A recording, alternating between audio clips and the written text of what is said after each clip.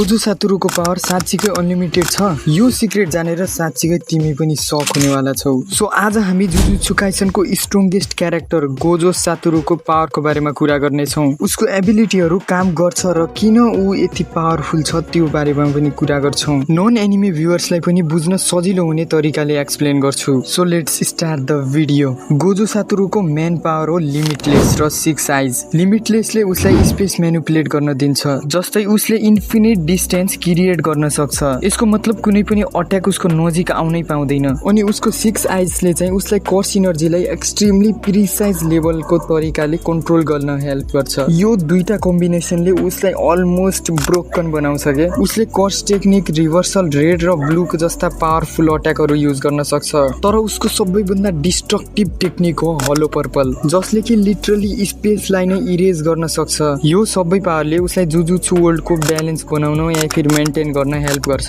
गोजोको power यति high छ कि यदि उसलाई रोक्न लाग्यो भने अलमोस्ट इम्पोसिबल नै हुन्छ। उसको सिर्फ प्रेजेन्सले पनि जुजुत्सु वर्ल्डमा पिस मेन्टेन भइरहेको छ। साँच्चीकै गोजो त बाप रे गड लेभल क्यारेक्टर हो यार। भ्युज होगा।